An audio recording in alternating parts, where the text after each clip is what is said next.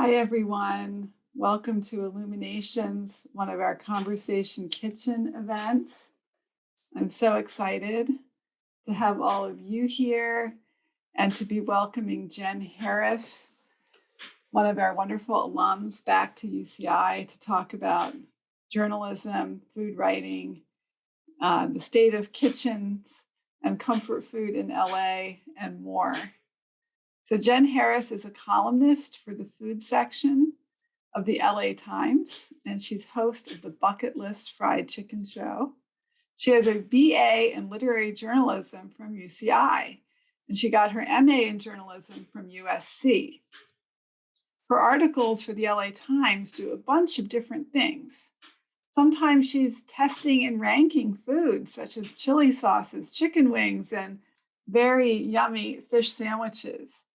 Sometimes she's tracking down intriguing dishes, such as cauliflower shawarma and creme brulee cookies.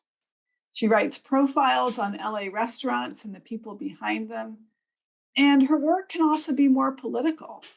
She has covered anti-Asian comments on Yelp, and she's written about how food service workers have survived during the pandemic. And she has some quirky pieces too, such as The Girl with the Food Tattoos. We're also going to be hearing tonight from Chef Jessica Van Roo. Many of you already know her.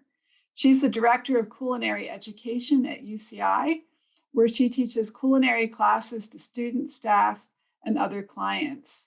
She's currently developing advanced culinary courses for young learners and the public. She's got great programs at the School of Medicine as well as with the main campus. So today we're going to talk to Jenn about her journey as a food writer. We will also be exploring some comfort foods and talk about cooking today in the age of COVID at home and in restaurants. So Jenn, welcome back to UCI. Can you tell us a little bit about your time here in the literary journalism program and your development as a food writer? Sure. First of all, thank you for having me, Julia. So I went to UC Irvine specifically for the literary journalism program that you guys have there. It was so fantastic. It's the type of writing that I liked to read. And I loved that it was a program that focused specifically on that and different ways of storytelling. And I got to study authors that I had admired for a long time, like Joan Didion and Norman Mailer.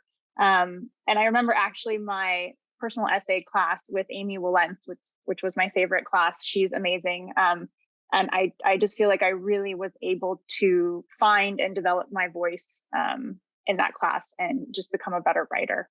My time at UC Irvine was great. I actually wrote for the university newspaper as well. I think my first story was on the pilot episode of 30 Rock, which was a long time ago. But I ended up writing pieces on restaurants, and I think I covered like a electronic music show one time. But I loved my time there, and there was a plethora of resources for me to help develop my voice there. UC Irvine was great. How did you get into food writing in particular? That's such a specialized area. What drew you to that in your background, in your travels, in your imagination? What is it about food and writing that stick for you? I think because I'm human, I like to eat. I think most people like to eat. But I come from a family that has always prioritized food. So my mother is Chinese American. Her mother, my grandmother, was born in Canton. And she lives in Monterey Park, and she really raised my sister and I. When we were little, we were always at her house. She was always watching us, and she was always cooking, and she was always cooking Chinese food. I don't think I ever saw her cook anything. I was trying to think today if I had seen her cook anything but Chinese food, and I don't think she ever did. It was a lot of fried rice and char siu and Hainan chicken and noodles and soup.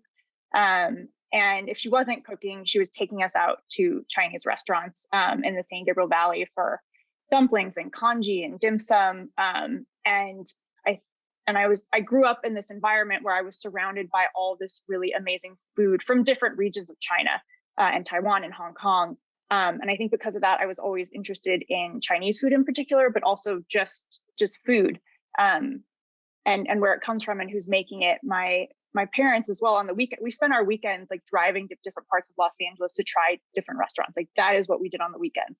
So food to me is something very nostalgic. It's important to my family, and it's how we kind of spent time together as a family. And that's just what we did.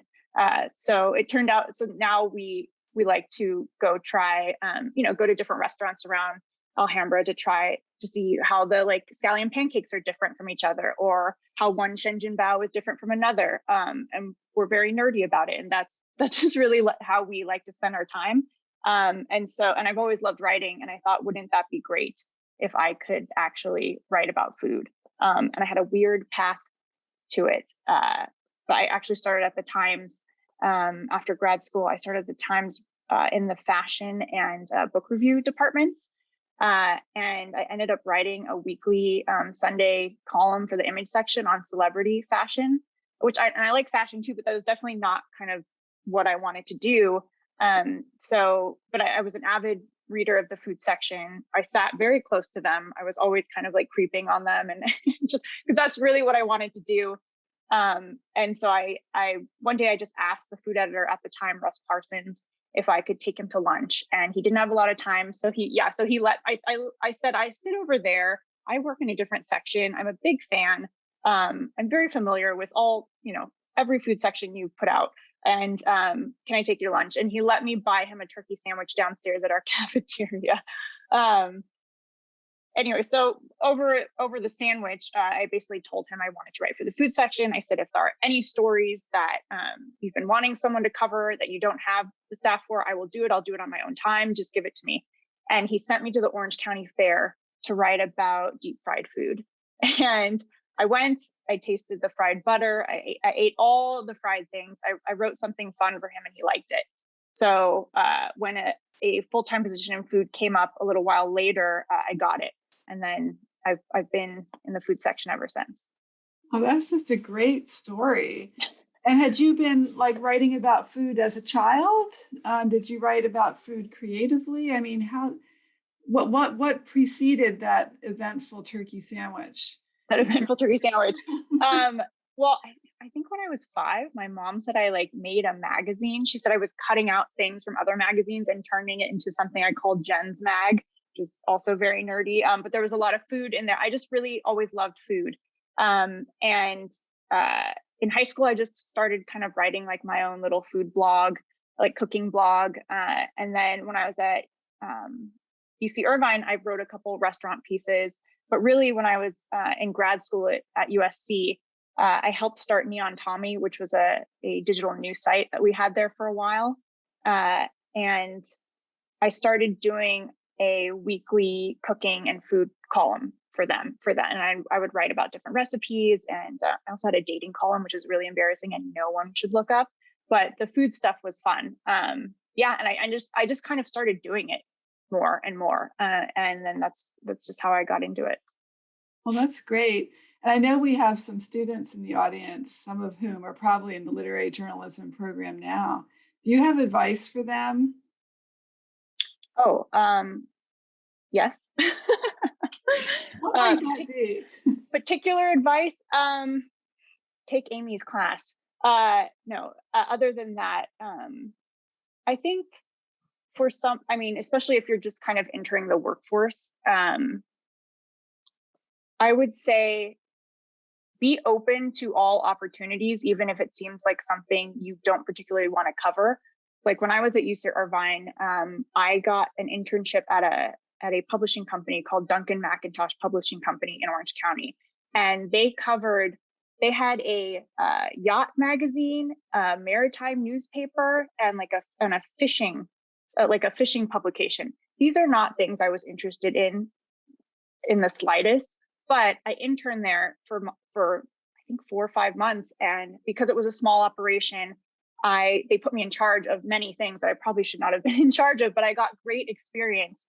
And it looked really great on my resume. It actually helped me get some other jobs. And writing and reporting is writing and reporting, regardless of what you're covering. You still need to do the research. You need to get your facts straight. The base for all of that is the same. So I would say that even if, and again, like with my job at the LA Times, starting in two sections I didn't necessarily want to be a part of, I kind of just made opportunities for myself and made the most of it and kind of geared it to what I wanted to do. So I would just say that even if something doesn't seem exactly like what you think you want to do, try it anyway. It's going to be a good experience. That's beautiful. Thank you. Jess, I think you have a dish to demonstrate for us. Should we? I am. And this is actually Jenn's dish. And so Jenn, do you want to talk a little bit about this dish? Sure. I think you're going to make my grandma's fried rice, right? The sweet rice. Yep. Yes. Okay. So this is something I have grown up eating. I mean, my grandma makes this for every occasion. I've probably eaten it and made it a million times. But something to get the recipe from her, because she doesn't do recipes. When I asked her for the recipe, she just said, you just put a little of this. So I had to go to her house and kind of like grab her hand when she was like measuring something and then put it in a measuring cup or a spoon to see what the actual quantity was. So I'm very happy that we now actually have a recipe that works. And I'm so excited that you're going to make it. So everyone will get a copy of the recipe at the end. I'll post them up or I'll email them to you. Sweet rice is really interesting. And so I grew up eating this too. I tested this recipe out and my husband and I shouldn't have eaten all of it, but we ate all of it. So it's a really good recipe. And it's made in a really interesting way that you usually don't see nowadays, people teaching it this way. So the main thing is that we're going to be using a rice called glutinous rice. And you might see it listed as sticky rice. If you're in the store, you need to make sure that it says sweet rice or glutinous rice, okay? It's different than regular rice. Regular rice has two starch components in it, and it holds its shape then. Sweet rice has only one of the starches. It has traces of the other one. But what ends up happening is that as soon as hot water touches it, it starts to kind of degrade that grain and cook it. So the first step of making any kind of sweet rice is you're going to soak it in cold water. So I usually, like if you're doing mango and sticky rice, we always say overnight. If you have an Instant Pot, you don't need to wait. There's great Instant Pot recipes. And you just wash this until it's clear. Now, that's probably the hardest part of this recipe because washing glutinous rice till it's clear is hard because if you think about it, that glutinous rice has that white powdery substance on the outside. Glutinous rice is just like regular rice. It had a bran on the outside and it was just removed. It's just a different grain. It's not rice that's been cooked or treated or anything. It's just a different grain. So we let it soak for 2 hours and then I drained it. And then after you drain it, you take hot boiling water and you pour it on top of it and let it sit for 15 minutes. And you're left with all kind of cooked rice, but not really cooked rice. And now comes the fun part because we're going to start making the stir-fried part of it. So what I'm going to say now is when I make this, or the other way of making this is you cook the rice completely and then you stir fry everything and you mix it all up like you do normal fried rice. This is different in the sense that we're going to slowly add the liquid into the dish. And it's going to be chicken stock. And I just use canned chicken stock. So you can use what you want. But the ingredients that are going to go in are garlic cloves, dried shiitake mushrooms. And so these are dried shiitake mushrooms. If you've never bought them before, this is one thing that I think a lot of people don't realize. Shiitake mushrooms are incredibly dirty. They have not been washed before they've been dried. So you really, really need to wash them and even take off the stems before you use them because all of that dirt just goes into your food. Some people like saving that broth or that stuff that it's soaked in. You can use it. It's fine. But just make sure that you've taken all the debris off of the mushroom before you soak it. So I'm just going to take off the stem. I'm not going to use it. If you want, you can save it and make like a broth out of it. It's got great umami flavor. And so if you're a vegetarian or just looking for some other form of flavor, the shiitake stem is great. So I've got those guys. And then I've got dried shrimp. And dried shrimp is your cat's favorite thing. So keep it away from them. Yeah. Do you have a cat, Jen? I do not. And I did not know that. So, but now I know. So cats love this stuff. But I soaked it, and then they come in different sizes. If you go into a Vietnamese supermarket, like in Westminster or Garden Grove, they will tell you that the large ones have the most flavor. It's debatable because it depends on what you're using them for. When they're large like this, they kind of get in the way. But there are a lot of people who don't like the taste of these shrimp. And so if you keep them large, you can pick them out too. So it's really up to you. But they have a lot of flavor and they're salty. So you need to wash them, then soak them, and then you can use them. So I'm going to give them a rough chop. And so I'm just going in and just roughly chopping it. And you got to be careful because some of them can still be a little bit hard.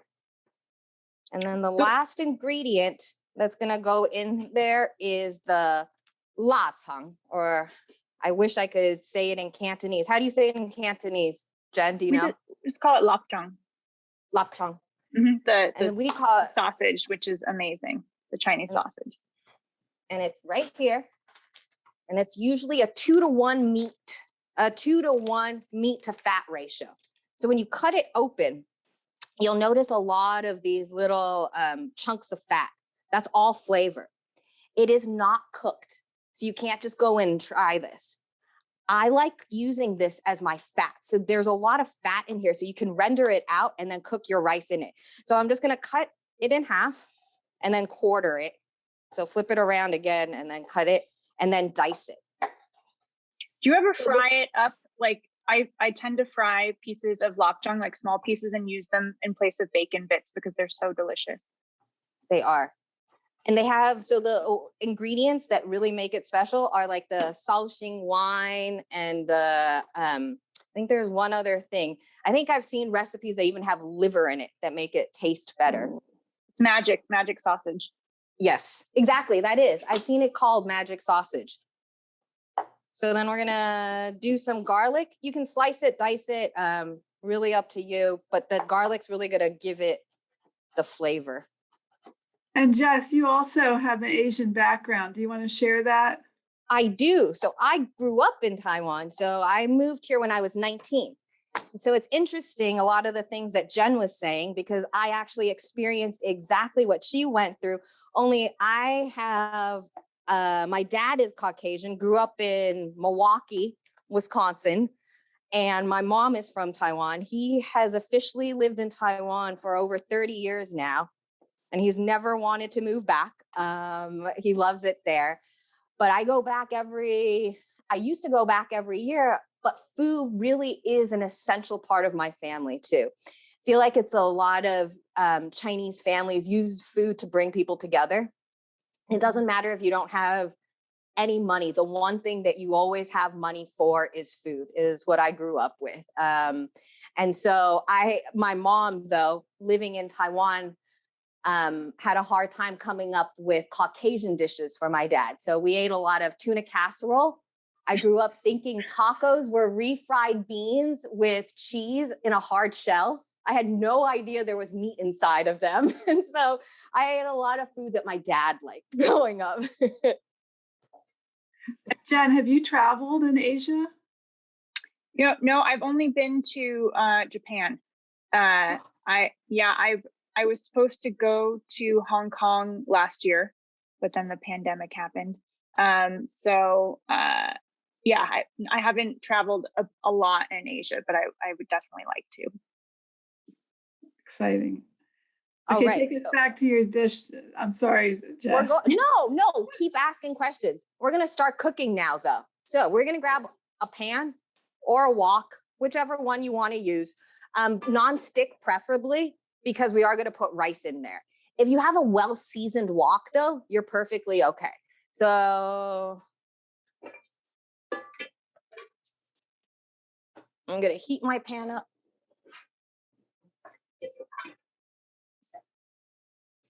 And we're going to switch on over, and I'm going to add, like I said, I'm just adding a little bit of oil. You don't even really need to.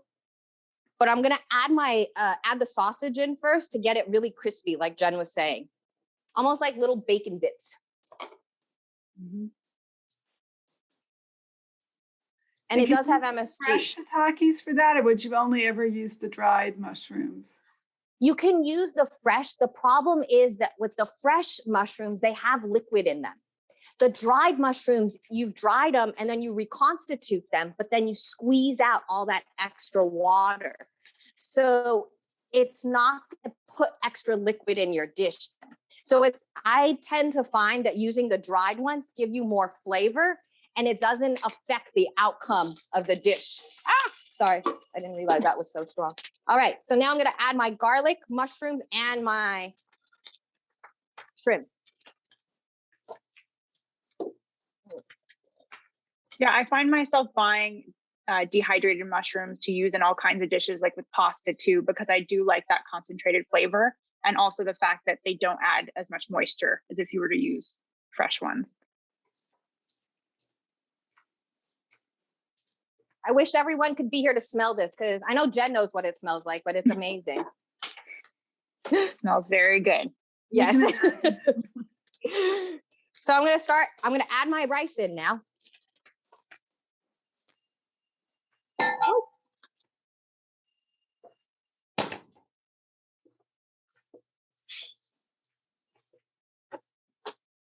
I asked my grandma, I said, is there a less labor intensive, quicker way to do this? And she said, no.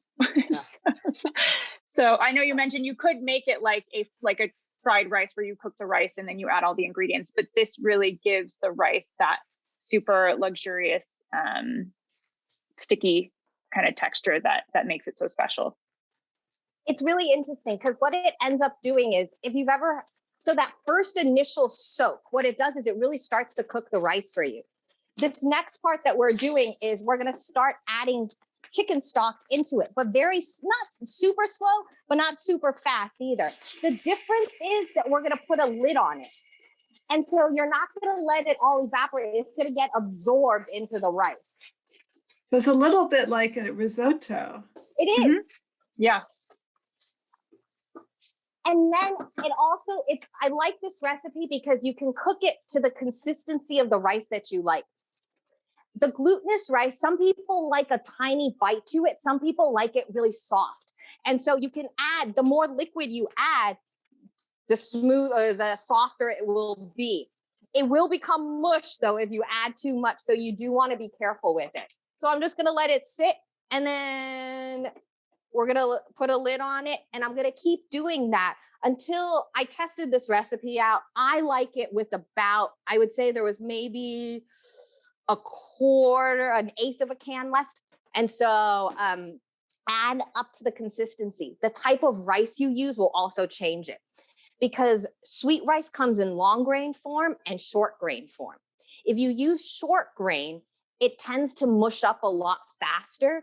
And so you're not going to use as much liquid. If you use the long grain one, it can absorb a little bit more. So it just depends on the kind of rice, but it's a long recipe. It's amazing though. And as we talk and as this goes on, I'll show you. So as Jen answers some more questions, I'm going to continue mixing and adding more of the liquid. Well, Jen, I mean, our topic tonight is supposedly comfort food. And you chose this recipe as an example of comfort food from your household and training. So can you tell us what that word means to you and when would this dish be eaten? And what, this word comfort food is kind of developed. What is it? Well, I think comfort food for me is something nostalgic, something I grew up eating, something that makes me feel safe and reminds me of being with family and friends. And this sweet rice is something that my grandma would make when my family would come over to her house for dinner, especially during the holidays. I don't think we ever had a Thanksgiving or a Christmas dinner where this wasn't at the table. She also started making 2 of them because as we got older, we started eating more and everyone wanted leftovers. So she's had to make a lot of it. But yeah, it's just a dish that reminds me of being with my family, and reminds me of my grandmother. But I think during the pandemic, especially, comfort food just took on a whole life of its own. As you know, when people are distressed, they look for comfort in many things, and a lot of people look for comfort in food. And people started cooking, and they started cooking lots of mac and cheese and lots of lasagna and steak and just food that's kind of like stick to your ribs food that makes you feel good, or food that reminds you of being a kid, or maybe that your parents made for you. In the piece that you published this weekend on the cauliflower shawarma, you begin with this line that during the pandemic, it seemed that you had forgotten what a vegetable was. And so is there something about comfort food that when we start listing what they are, they don't tend to be leafy greens? I mean, they might be vegetarian, but they're starchier. They're what is it about?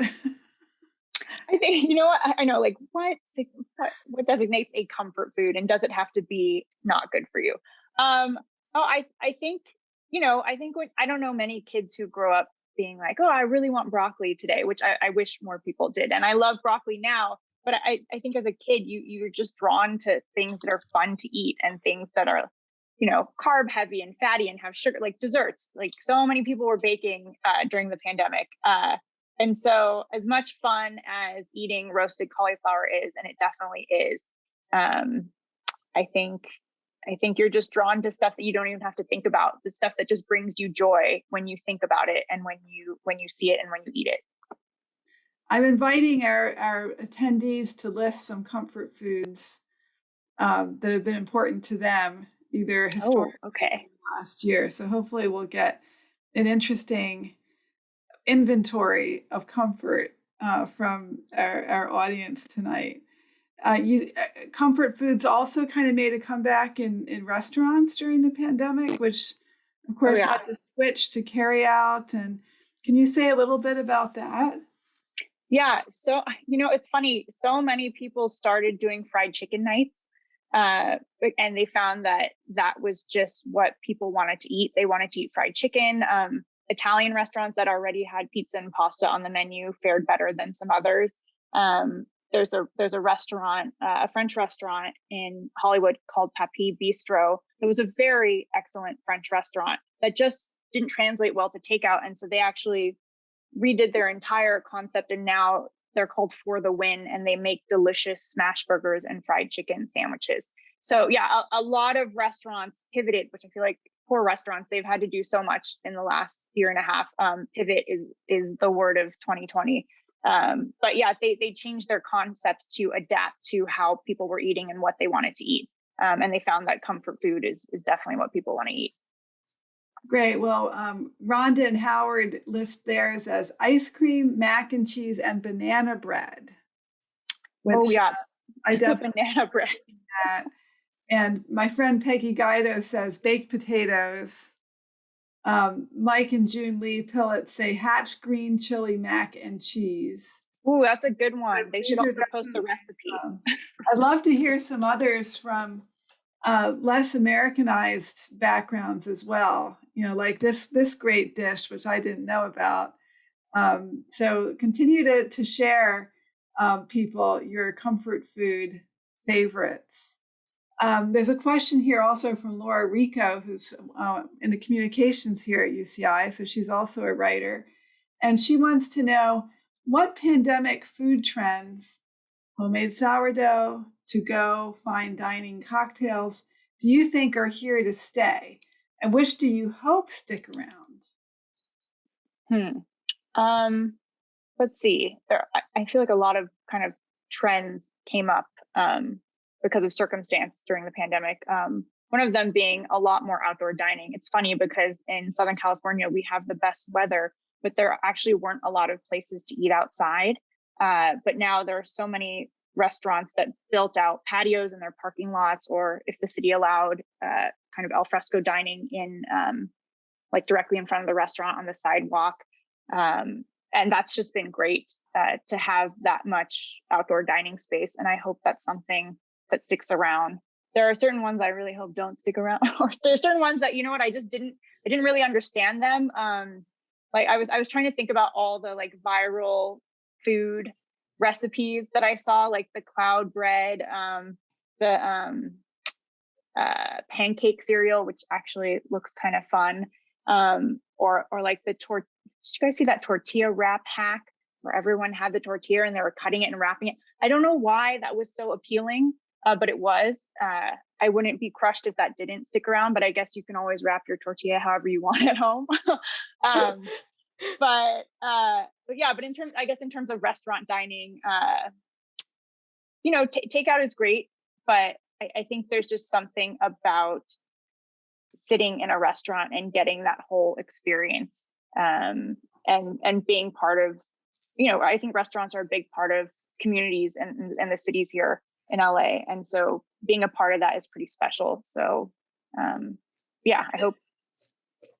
Yeah, and you kind of emphasized, you did a great piece, it was months ago, about pandemic workers, and you interviewed people who work in restaurants and the kind of pathos that they were going through with, trying to hold on to their jobs and going in and out of employment, and their relationship to their customers and the customers' relationship to the place.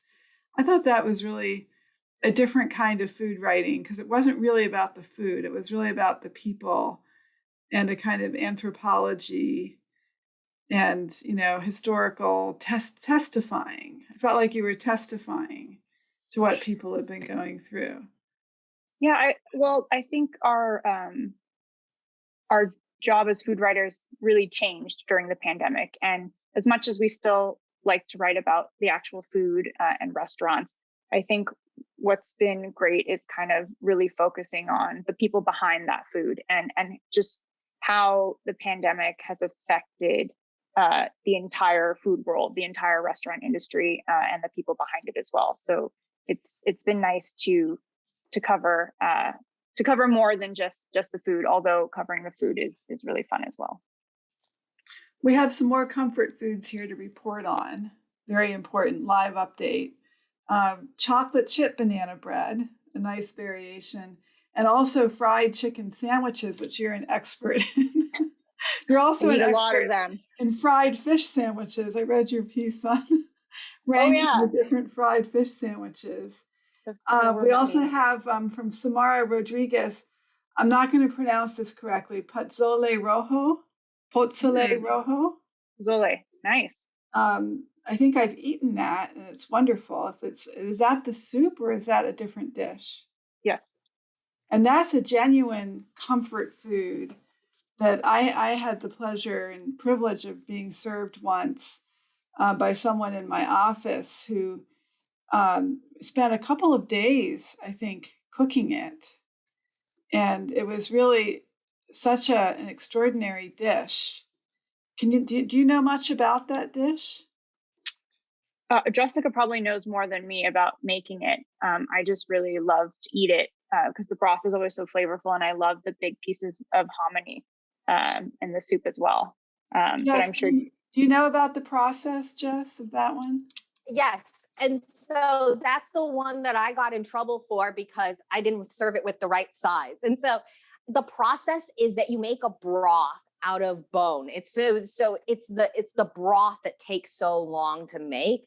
And it's stewed maybe for 8 to 12 hours. It's usually pork based, and it's got the hominy inside of it. And then it has a whole bunch of fresh things that you can add inside of it, including radish, some cilantro, lime. And it's one of those comfort foods like menudo is. Well, Samara, we'll have to have a Pozole demo when we're back in person next year and really explore that as a food. I'm really interested. Mariam Hassani, who won one of our chopped cooking contests here. We've been doing these very fun cooking contests. What? You had a chopped cooking contest? Yes, we did. And I will You're going to be a judge next time. Julia. Oh my God. We'll bring you back. Wait, who decided what was in the baskets? I want to know more. Can you please send me a link to watch it later? Okay. Of course we will. Jess, do you want to say something about our chopped cooking? Yes. So for those who have never experienced UCI Chopped, I'll just let you get a glimpse of what we did last. The last chop that we had, these were the ingredients, Jen.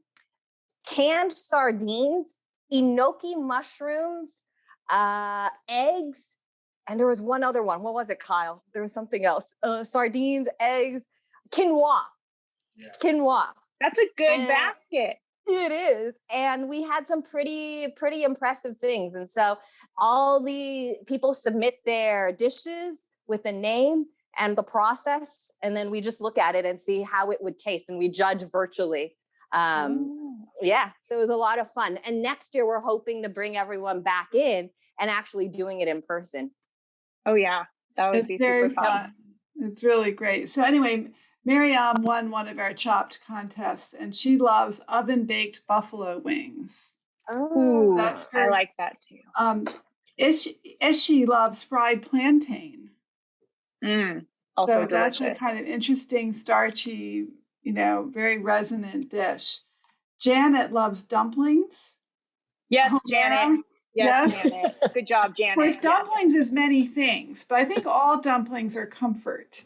Right, because they look like pillows, and they're like they're the resting place for our tongues, and they absorb anxiety. They're like I like what you did there. Yes, they do. Yes. Humaira likes an Afghan dish called mantu. So you'll have very to describe good. That. Are you familiar with that, Jen? Those are a form of dumplings. Stuffed beef and onion dumplings. Mm-hmm. Okay, Chloe, my student, she likes Chinese yuqiao. The green? The vegetable? I don't know if it's a vegetable. Can it be a comfort food? It's in the chat. You can see how she spells it. Let me go. It's Youtiao. Oh, youtiao. It's the fried crullers. Oh, the dumplings. Yeah. Oh, okay. Yeah. Sorry, I thought it was. Sorry, I can't see. I don't know why I can't see this. I thought it was yuchoi. Okay. All right. But that would be. I would say that was me. I don't know how to pronounce it. Oh no, it's okay. Okay. That green that you were talking about, what you thought it was, though, is definitely a comfort food for me too. The greens, Asian greens are good. Jess, do you have something else to demo for us? Then we'll come back to more of these comfort foods in the chat. So let me show you what the rice looks like now. So if you want to come back, I did one last push. And we're going to season this. So this is pretty much there. And we're going to season it with light soy sauce. So light soy sauce is not less sodium soy sauce. It's just light colored so that it doesn't change the color of the dish too much. And so I'm just going to add a little bit. And then white pepper, if you have. I left my white pepper at home. I'm a big white pepper lover. Any Asian dish you have, you need to have white pepper. Usually Chinese dish. It makes a difference. I have no white pepper in my larder, so I need to get that. You need to get some. Mm-hmm. Yep. It's essential. And I like the one with a little bit of salt or MSG too. All right. So there we go. There's the rice ready to go. And I actually refrigerated. It reheats really nicely. It's very, very sticky. It's almost at the point where you can pick it up and eat it with your hand. If you've ever had the lotus leaf at dim sum restaurants where it's like wrapped in lotus leaf, it's very similar to that too.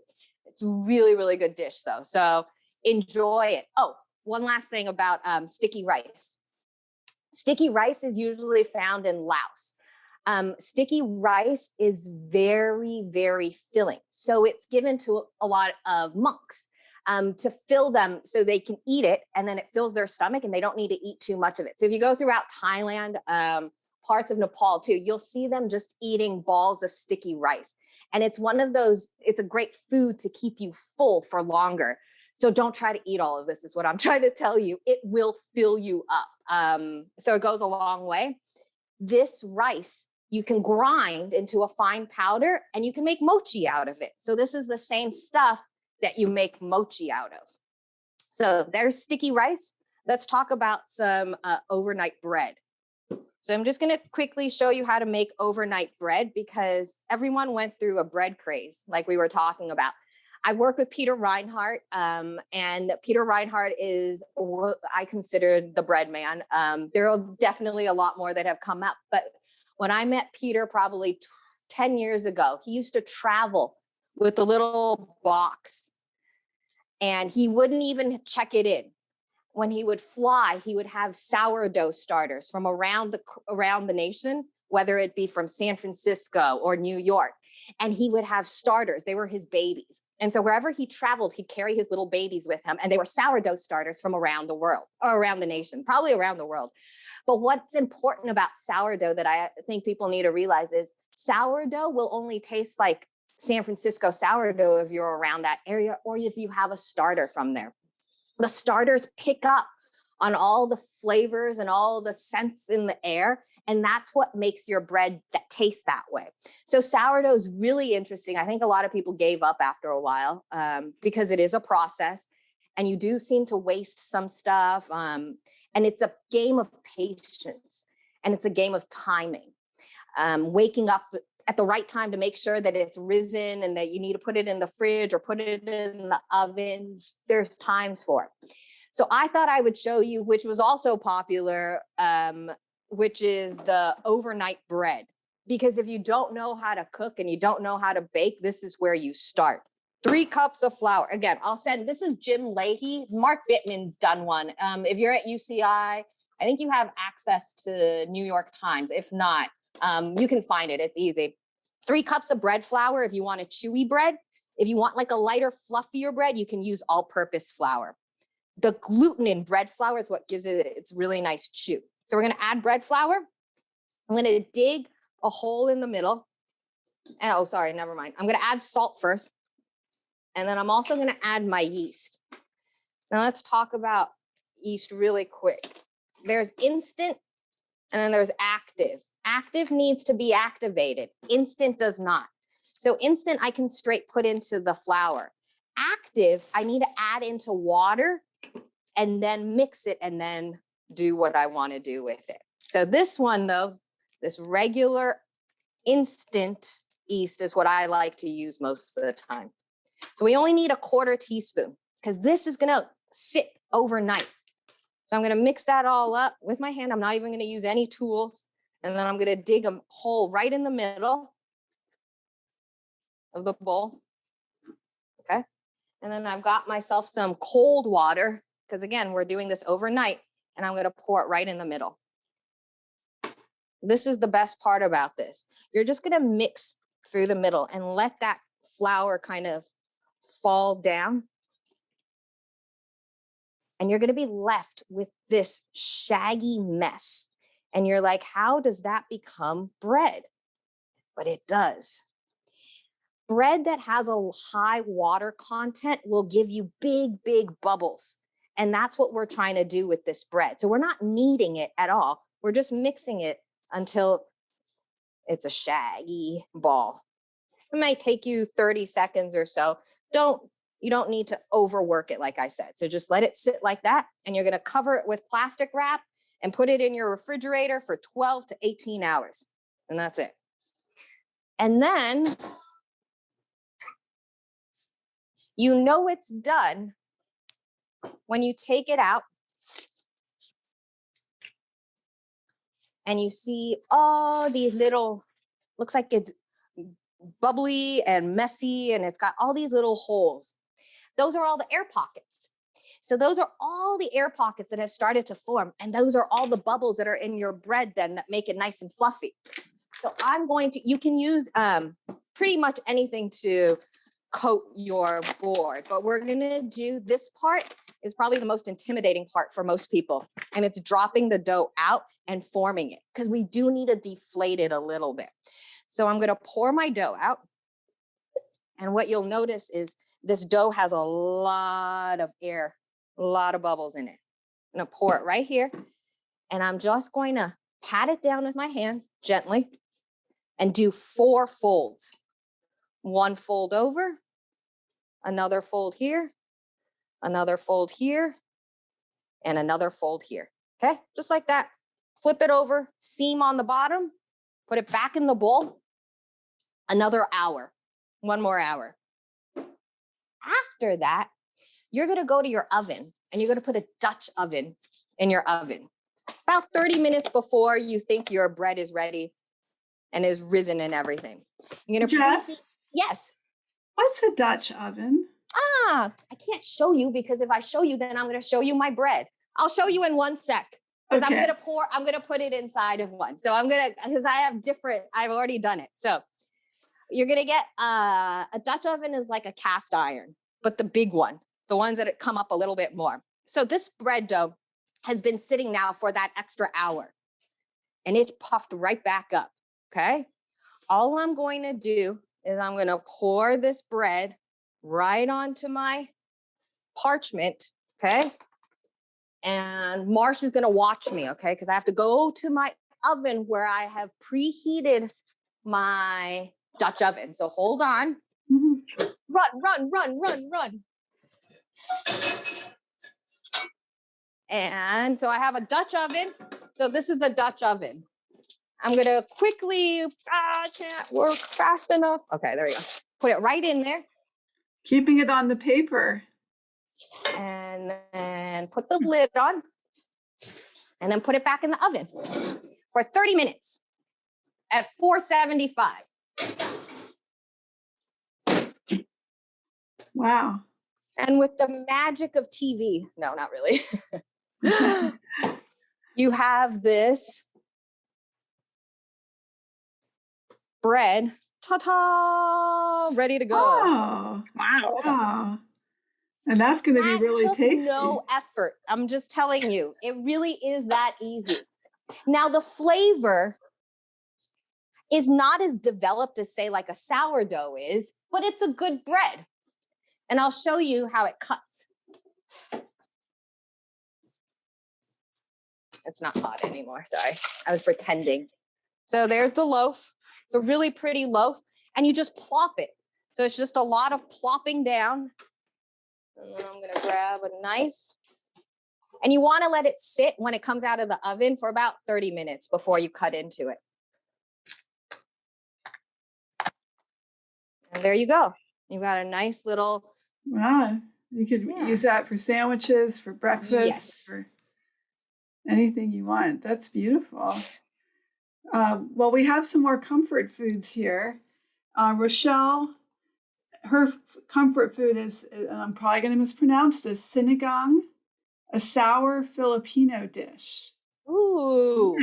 Familiar with that, either of you? Sinigang. Let me see. The soup. It's a soup, I think. Is it a soup? Is it a soup? I don't know. This is Rochelle will have to tell us. Helena likes another Philippine dish, lechon cebuano, roasted crispy pork from the Philippines. Nice.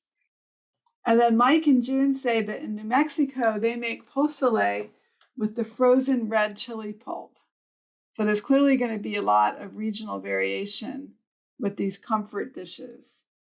And then Homaira says they also like the crab legs as a comfort dish. Notice there's no leafy green vegetables in this list. So my thesis.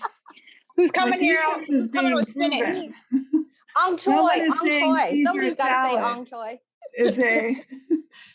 Is a comfort dish. It's something else. It's a treat, but it's not a comfort dish. Chloe Lowe, one of our students, has a question for you, bringing it back to writing, Jen. What is the experience like being a food writer? Are there questions or guidelines that you keep in mind for dishes when you're writing about them? I think it really depends on the dish and who the chef is. But I always want to know, I guess, what inspired the dish, or why is this particular person making this? Where did the recipe come from? And especially if we're doing like a writing about a recipe or like a cooking story, being sure to tell people where the ingredients come from, and where you could potentially find them to make them at home. But I guess it would really depend on on the dish, but I always want to know like where the recipe came from and what inspired that person to make it. And are there tricks for trying to describe how things taste? Words are so different from food, and how do you communicate? Do you have any tips for us who would like to be able to write more vividly about food? I think you just need to read a lot of food writing. And also don't go for the obvious choice of words, I guess, like tasty. And my old editor used to say that tasty and delicious are throwaway words, and she never wanted to hear them or see them, which I completely understood. And just kind of thinking about different terminology for different things. Like maybe you want to use a word that architects typically use for something, or maybe you want to use a musical term. Just kind of, you can draw from different areas to help you describe what you're experiencing. And that's probably what makes your writing stand out too, when you come up with that unusual word from a different discourse that really seems to communicate something fresh about a dish. That's really fascinating. We do have stir-fried okra, which I think does count as a vegetable. And is delicious. And Homira says that Southwestern chicken salad is a comfort food. And I believe that does have green vegetables in it, leafy greens. So that is interesting.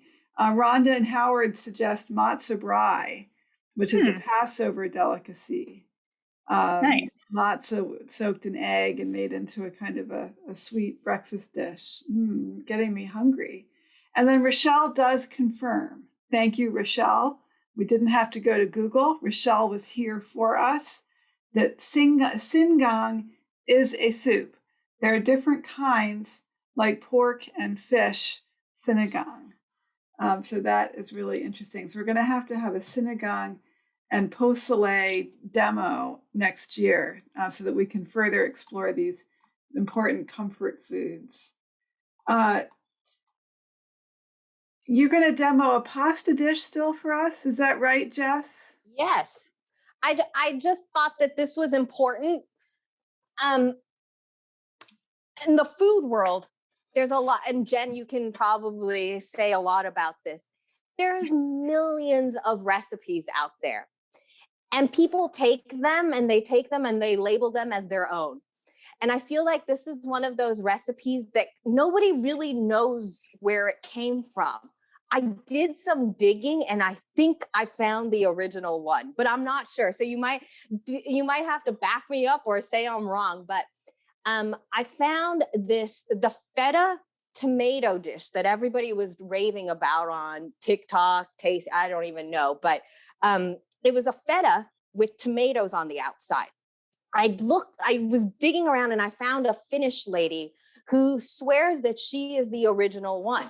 And so her recipe is super easy. And I don't know why some people have success with this and other people don't. The only thing that I can think of is the type of feta that they're buying. So I'm just going to show you how to make this because it is incredibly easy and actually tastes really good if you have good quality products. And so this is where the quality of what you're using really makes or breaks the dish. So a lot of olive oil, half a cup, but we're only going to put a quarter of it in there first. So we're going to coat the bottom of a pan with a quarter cup of olive oil. Then I've got a piece of feta, about 7 ounces, and it's a square. It's not broken up and crumbled or anything. Then I'm going to lay straight into the middle of that. And then I've got cherry tomatoes. I'm not going to half them. I'm just keep them whole, just like that. And I'm going to drizzle a little bit of the olive oil on top of that and toss it around. Okay. And I'm going to lay it all around the outside. Now she doesn't. Jessica, sorry. I feel like so many people came up with there are millions of recipes on TikTok and on the internet. But why do you think this one specifically went so viral? Because of how easy it was and how pretty it is. I really think that this was a pretty dish. I feel like it drew people's attention. It was also less than 5 ingredients, like 5 or 6 ingredients. So it was simple enough. And they were ingredients you could find in any country in the world. And so almost. And so I feel like those are the things that made, I'll be honest, I didn't know about this until 2 months ago. So I just found out about this. And so, but once I made it, I was like, oh, okay, I see it now. Because this is what she doesn't actually add garlic. And so what I thought was, hey, just take whole cloves of garlic and put them around so that it roasts together. And then we're going to add some basil. So this is the other part that you need to remember. Take your feta and flip it around. So make sure you coat it with the oil. You put it in the oven at 400 for about 10 minutes, and then crank up the oven to about 450 or broil almost for another 10 minutes. And that will blister the cherry tomatoes, and then cook your pasta. So I have it here. Where do I have it? Oh, I did have it. And so I let my cherry tomatoes get a little brown, but that's what it looks like. So it's this big piece of feta now right in the middle. I've got some pasta that I've cooked up already, and I tossed with a little bit of olive oil. I'm going to add half of that in. Oops. Yikes, yikes, yikes.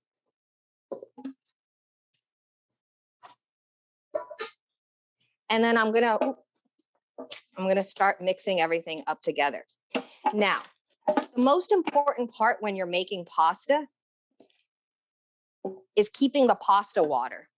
So I have my pasta water boiling and going on the side, and I'm going to add a little bit in here, and that'll create a nice sauce for you with the cherry tomatoes then.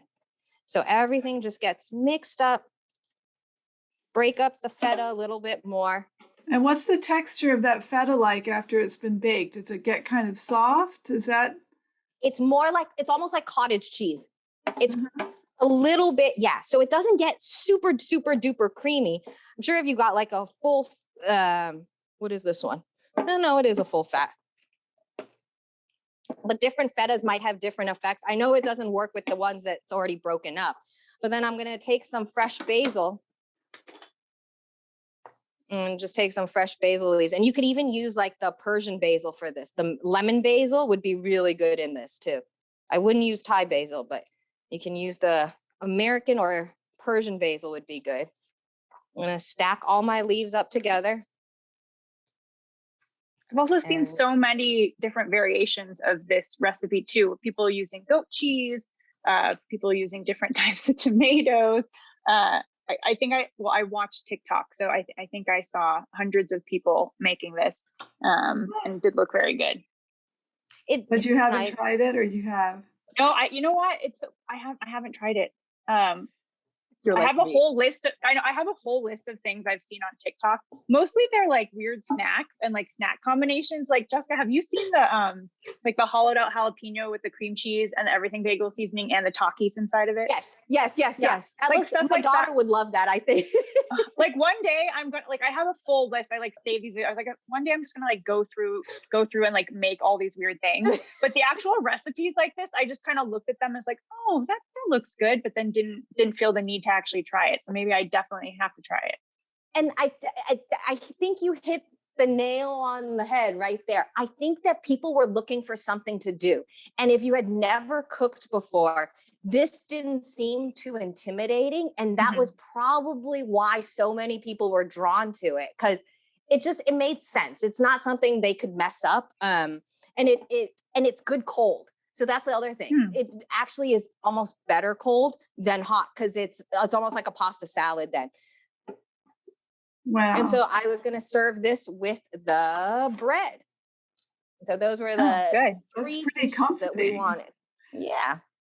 Now, Christine, my colleague Christine Connell, says that steamed broccoli and raspberries picked from her garden are actually comfort foods for her. So we're getting a few veggies and fruits into our comfort food pantheon.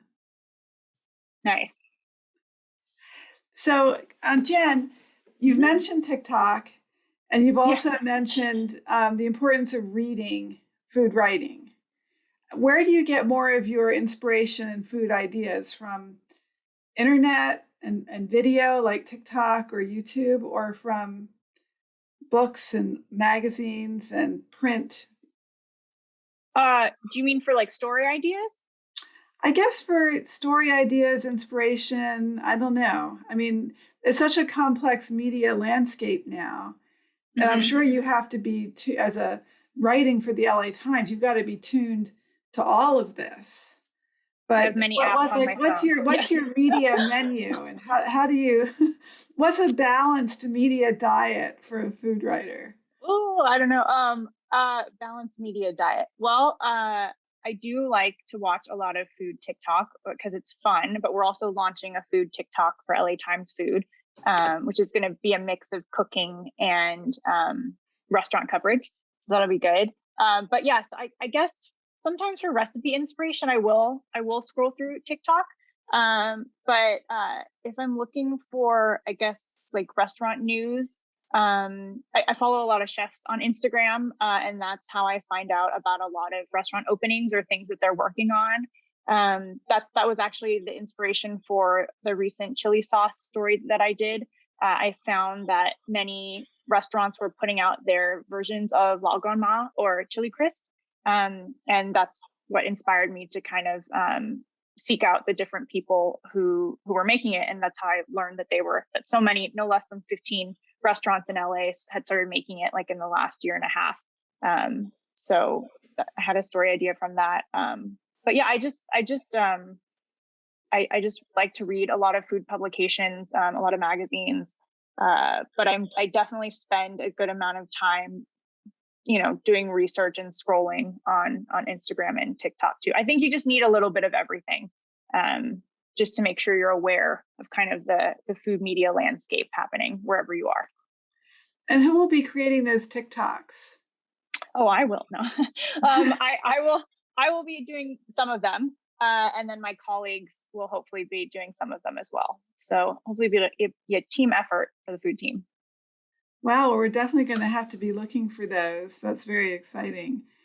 We have time for a couple more questions. If you want to type your questions into your Q&A, and I have at least one more question for Jenn. You can have questions for Jess as well. So for food writing, like the classics, what would be like your canon of food writers that anyone who's interested in this field, either as a writer themselves or just as a kind of literate kitchen person who wants to have that deeper vocabulary and framework for understanding what they're eating? Do you have like 3 favorite writers or 5? Yeah. I can 3. MFK Fisher should be required reading. How to Cook a Wolf. There you go. Yeah. Yes. Gastronomical Me. Any of her work should be required reading. They have them at the library. I frequently check them out. And I think Jonathan Gold, the late Jonathan Gold, I was lucky enough to work with him for some years. He was wonderful, and I think really changed restaurant criticism, not just here in LA, but in the world. He was fantastic. And I read a lot of Ligaya Michon at the New York Times. She's one of their critics there. She's absolutely wonderful. So I guess if I had to pick 3, those would be the 3. Well, that's a great list. That's really terrific. Jess, do you have any final words for us? You're muted. Oh, sorry, Kyle. Kyle does that. That's not me. No. No, just I want to thank everyone for joining us. I think this is an important topic just because I'm lucky. I'm in the food industry, but I get to do what I love. I get to teach people about food, and I get to talk about food, just like Jenn gets to write about food and go to restaurants. There's a whole group of people that work with food that are trying to find work again and trying to get back into what they were doing. I think it's really important for us to continue to support mom and pop restaurants.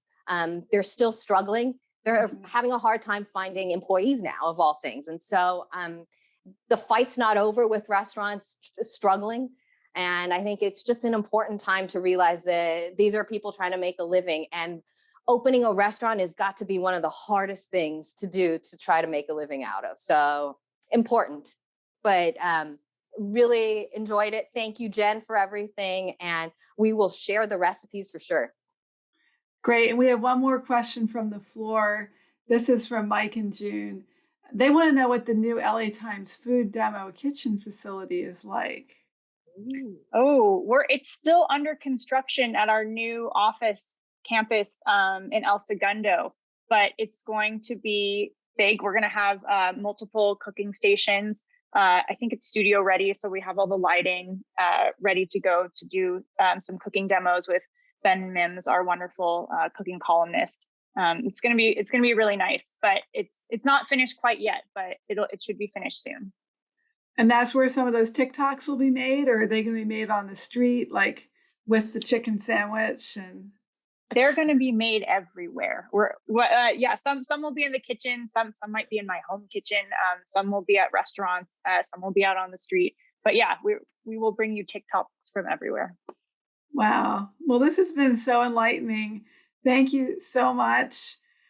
We've really enjoyed having you here, and congratulations on this great career.